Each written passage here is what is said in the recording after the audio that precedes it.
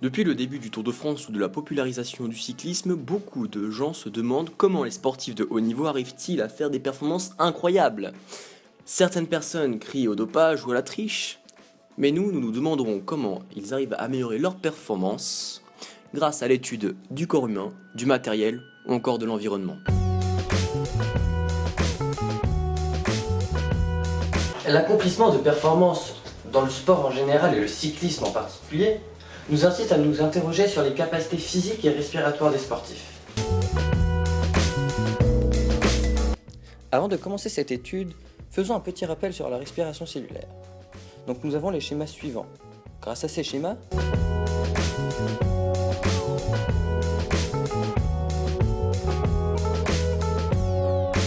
on peut en déterminer deux équations.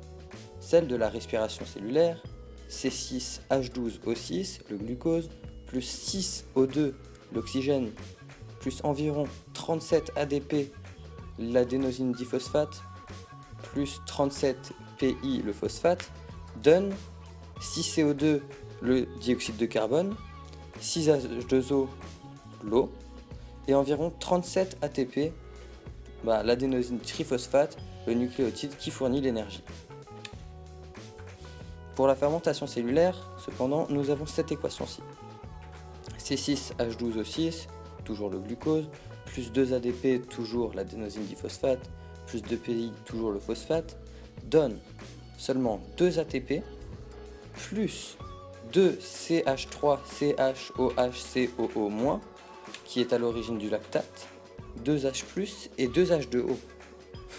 On constate que la fermentation cellulaire ne produit que 2 ATP, comparé à la respiration cellulaire qui en produit 37, c'est moindre. Les mitochondries sont les organites responsables de la respiration cellulaire. Elles créent de l'ATP, énergie chimique, que toutes les cellules du corps humain peuvent utiliser. Après un entraînement intense, on constate que le nombre et la taille des mitochondries augmentent considérablement. Donc, une personne entraînée aura donc plus de chances de produire de l'énergie et donc d'accomplir des performances. De plus, les personnes entraînées ont des réserves en glycogène plus importantes que les personnes non entraînées. Le glycogène est lui-même une réserve de glucose plus rapidement utilisable lors de la contraction musculaire. L'augmentation de la quantité de glycogène dans les muscles d'un sportif entraîné favorise également la production d'ATP, car le glycogène est une source de glucose plus rapidement utilisable lors de l'effort. Ensuite, un individu entraîné produit 2 fois moins d'acide lactique qu'une personne non entraînée. Le lactate est produit par la fermentation. Ce mécanisme, anaérobie, permet de produire moins d'ATP que la respiration cellulaire, principe aérobie, car elle est à présence de dioxygène. L'entraînement semble donc favoriser la production d'ATP par respiration cellulaire plutôt que par fermentation lactique. L'acide lactique qui s'accumule dans les muscles est à l'origine des crampes et des courbatures. Les cellules musculaires d'une personne entraînée produisent donc plus d'énergie. Cela nous permet de dire que les capacités physiques du cycliste jouent un rôle dans l'accomplissement de performances. Mais et le dioxygène dans tout ça? Les muscles produisent de l'énergie grâce à la respiration cellulaire, la consommation de nutriments en présence de dioxygène. Le dioxygène est donc un facteur pour la production d'énergie. Comme nous l'avons vu précédemment, les cellules musculaires ont besoin de dioxygène pour être plus performantes lors de l'effort. Plus l'effort est intense, plus la consommation d'O2 est importante. L'augmentation de l'activité musculaire est associée à une augmentation du volume courant, une augmentation du débit ventilatoire et une augmentation de la fréquence respiratoire. Nous avons donc décidé d'expérimenter cela. Nous avons effectué nos tests respiratoires et nous avons constaté cela. Donc lors de notre expérience, nous avons constaté que nous avions, nous aussi, personnes non entraînées, une augmentation du volume courant.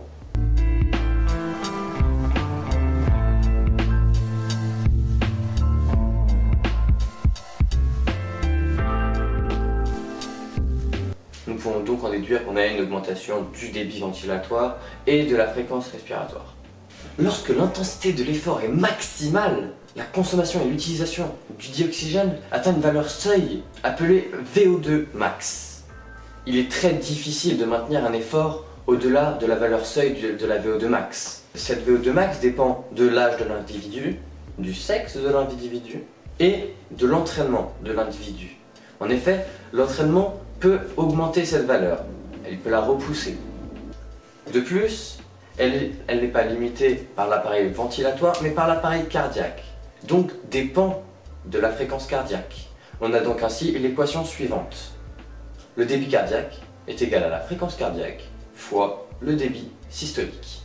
En conclusion, lors d'un effort intense, les cellules musculaires sont sollicitées pour la production d'énergie, pour la contraction musculaire. Exemple, les muscles des jambes lors du pédalage.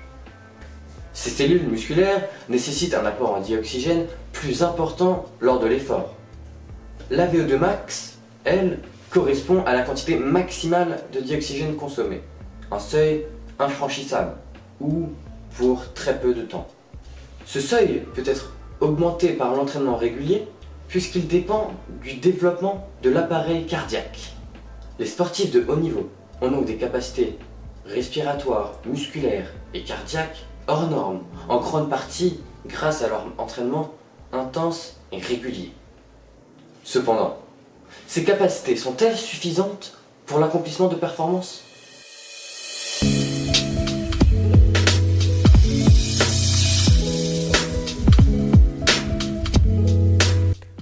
Dans cette partie, nous allons étudier les changements de matériaux et de mécanismes afin d'améliorer les performances du cycliste.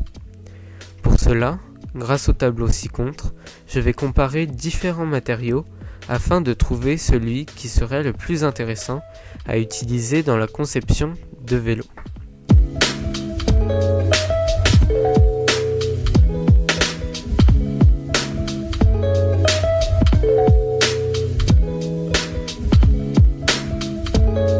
Tout d'abord, nous avons l'acier, qui est un matériau lourd, donc demandera un effort très important de la part du cycliste. Il a une rigidité faible, une bonne résistance au choc, mais est un matériau rare car sa conception est très longue.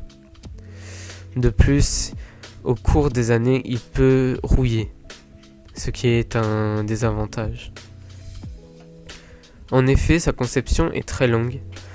Elle se résume en 5 étapes. La première est la formation de fonte, c'est-à-dire que l'on fait fondre du fer grâce à un combustible et ce fer se chargera en carbone au cours de sa descente et se transformera donc en fonte. La deuxième est la conversion de la fonte en acier. En effet, la fonte en fusion est ensuite versée sur de la ferraille dans un convertisseur à oxygène où de l'oxygène sera insufflé afin d'éliminer le carbone sous forme de CO2. La troisième étape est l'affinage, c'est-à-dire que l'acier obtenu par la conversion de la fonte en acier sera affiné par l'ajout d'éléments tels que le nickel ou le chrome afin de former différents alliages et modifier les propriétés de l'acier. La quatrième étape est la coulée, c'est-à-dire que l'acier est refroidi progressivement jusqu'à sa solidification. La cinquième étape se nomme le laminage, c'est-à-dire que l'acier est à nouveau monté à une température afin de le rendre malléable, c'est-à-dire solide, liquide. Il est ensuite aplati dans des laminoirs et on peut donc ainsi lui donner la forme voulue. Le second matériau que nous allons étudier est l'aluminium, qui a un poids très léger, une bonne rigidité et une bonne résistance au choc. Son budget est moyen, c'est-à-dire que tout le monde peut y accéder, mais c'est un matériau qui s'abîmera au cours des années. L'aluminium, quant à lui, pour en obtenir, il faudra passer par 5 étapes. La première étant l'extraction du minerai, appelé la bauxite. La deuxième, la production de l'alumine. La troisième, l'électrolyse. La quatrième, la solidification de cet aluminium en fonderie. Et la dernière, une seconde fusion. Le prochain matériau que nous allons étudier est le titane, qui a un poids léger, une bonne rigidité une excellente résistance au choc et se conservera au cours des années. Cependant, son prix est assez élevé. Maintenant, je vais vous parler de deux types de vélos qui existent, les vélos à chaîne et les vélos à roulement à billes. L'utilisation de vélos à roulement à billes a débuté en 1830 avec le vélocipède de Thomas McCall et se sont terminés en 1885 avec le tout premier vélo à chaîne appelé bicyclette de sécurité, inventé par John Kemp Starley. Dans les vélos à roulement à billes, les pédales se placent sur la roue avant, ce qui entraîne son déplacement. Ainsi, les roulements à billes se trouvant sur les deux roues permettent le déplacement du vélo. Les vélos à chaîne, quant à eux, datent de 1885 et vont jusqu'à nos jours. Sur ces vélos, les pédales se situent sur le cadre et sont reliées avec des engrenages par une chaîne. L'utilisation de cette chaîne a permis la création de vitesses au vélo par la mise en place de plusieurs pignons de différentes tailles. L'utilisation de matériaux plus légers, durables et résistants, ainsi que l'amélioration portée au vélo au cours des années, ont permis de réduire l'effort demandé au cycliste lors de son activité physique, expliqué précédemment. De plus, d'autres facteurs peuvent altérer à l'amélioration des performances du cycliste. Nous allons voir ça avec la partie suivante, présentée par mon camarade. Après s'être intéressé au matériel, maintenant nous intéressons à l'environnement et à la physique et aux forces qui peuvent interagir avec le matériel. Mais tout d'abord, bien que le matériel peut largement améliorer les performances du cycliste, néanmoins l'environnement a un impact important en bien comme en mal sur la vitesse. Ainsi, deux de ces facteurs vont nous intéresser. Pour commencer, il faut se rendre compte de l'importance des pneus, car pour tenir le véhicule, il n'y a que simplement une toute petite surface du pneu qui est en contact avec le sol. Cette toute petite surface, qui est appelée la surface de contact, va donc beaucoup jouer sur les performances. Car oui, plus la surface de contact est petite, moins il y a de résistance au roulement, et donc mieux c'est, car effectivement, s'il y a une petite surface de contact, il y aura donc moins de frottement, et s'il y a moins de frottement, c'est bénéfique, car il y aura donc moins de résistance au roulement. Maintenant, après s'être occupé de cette partie, donc la surface de contact, on va savoir qu'est-ce qu'est l'adhérence. L'adhérence est une force physique très importante sur le pneu. L'adhérence désigne l'ensemble des forces qui s'exercent sur deux substances en contact et étroit. L'adhérence permet donc d'éviter tout glissement de ces deux matières l'une contre l'autre. Ces substances sont généralement des solides, mais peuvent très bien être liquides ou gazeux.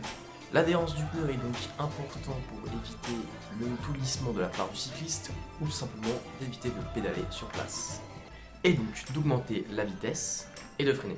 Car oui, quand une roue glisse, elle ira 10 fois moins vite que si elle ne glissait pas. Donc du coup l'adhérence est donc important. Au niveau mécanique, l'adhérence a un coefficient qui est le rapport des forces N sur T. Sachant que N étant la force du poids et T la force tangente, coefficient qui a la particularité d'être la combinaison de deux phénomènes distincts. L'adhésion, qui est la force qui accroche deux matières différentes au niveau moléculaire. Ainsi, pour que la caoutchouc soit bien adhésif, il faut qu'il soit sec. Et l'indendation, qui est l'impression du sol dur et irrégulier sur la gomme malléable du pneu, permettant ainsi au pneu à s'accrocher mieux sur le bitume. Et ces deux mécanismes changent selon les facteurs externes qui sont le profil de la route en montée, en descente, la nature de la route, bitume, terre, si la route est rugueuse ou lisse, et les autres éléments perturbateurs qui peuvent être les gravillons, le sable, la boue, etc. Enfin bon, revenons à la première idée. Certes, l'adhérence est généralement utilisée pour le pneu de voiture ou encore de moto, mais ses propriétés s'appliquent aussi en partie pour le vélo. Ainsi, plus il y a d'adhérence du pneu sur le sol, plus le cycliste aura moins de difficultés à rouler. Et cette difficulté est généralement causée à cause de l'aquaplaning, qui est l'infiltration d'une fine couche d'eau entre la roue et le bitume. D'où l'importance d'une bonne adhérence, surtout lors d'une mauvaise météo. L'un des gros problèmes de la vitesse du vélo sont le vent ou les forces liées à l'air, c'est-à-dire l'aérodynamisme. Car oui, 90% des résistances sont dues au vent frontalier, c'est-à-dire le vent que va devoir traverser le cycliste qui peut soit l'aider, soit le ralentir. Cet air frontalier envoyé sur le cycliste, plus précisément son air frontal, va influencer le sportif et sa puissance. Et cette puissance de l'air sur le cycliste a une formule appelée la relation d'Ipampero, qui est cette formule. Pas bien compliqué, ne vous inquiétez pas. Puissance de R est égale à 1/2 de ρ fois S, qui est la surface frontale, fois C de X, qui est le coefficient de traînée, fois VA moins VV, entre parenthèses le tout au carré, qui veut dire V avance, qui est donc l'avancement du vélo, moins le V de vent, qui est la vitesse du vent, fois V de A, qui est toujours la vitesse de l'avancement du vélo. Ainsi, le vent a une force exercée sur le cycliste qui n'est pas anodin, car oui, plus la puissance du vent est forte, plus il y aura des résistances à avancer et des difficultés pour le sportif à garder une vitesse constante. Mais il faut savoir, ce qui influence le plus cette force, c'est la traînée aérodynamique et son coefficient de traînée. Coefficient d'ailleurs qui est le coefficient X, qui est le coefficient aérodynamique qui était dans la relation d'Ipampero. Et donc nous allons voir l'influence de la traînée et des turbulences qui sont générées par cette traînée. Pour commencer, la turbulence est une agitation d'un fluide qui s'écoule en tourbillon, définition de Larousse. Et la particularité est qu'un objet peut être ralenti dans l'air justement à cause de ces tourbillons. Ces animations que j'ai faites par mes soins montrent les différentes traînées de certaines formes dans l'espace. Comme on peut voir, la forme plane ou encore le carré provoque des turbulences à l'avant comme à l'arrière, ce qui n'est pas du tout aérodynamique. Contrairement au demi-cercle, qui ne fait que provoquer des turbulences, soit un appel d'air, à l'arrière. Et au contraire, le vent est totalement aérodynamique, car le vent en face, le vent frontalier, arrive à ne pas ralentir le demi-cercle. Mais la meilleure forme aérodynamique reste encore la goutte, car il n'y a aucune turbulence à l'avant comme à l'arrière, ce qui la rend absolument et totalement aérodynamique. D'ailleurs, grâce à cette forme aérodynamique, on a pu créer le vélo le plus rapide, le Diablo Varna 3. Ces turbulences que l'on peut voir généralement grâce à un soufflerie vont engendrer un mauvais coefficient de traînée et donc un mauvais aérodynamisme.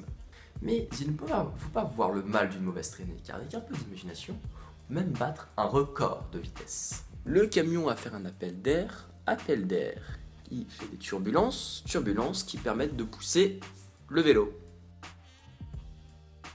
Pour conclure, l'environnement interagit énormément avec les performances du vélo, rendant certaines courses en extérieur non représentatives de la performance du sportif.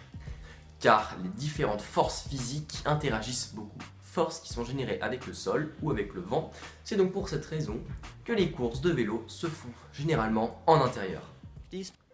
L'accomplissement de performances dans le cyclisme dépend donc de 3 facteurs. Les capacités physiques et respiratoires du sportif, qui dépendent de l'entraînement. Les matériaux utilisés dans la conception de vélos. L'environnement qui l'entoure, c'est-à-dire le sol comme le vent.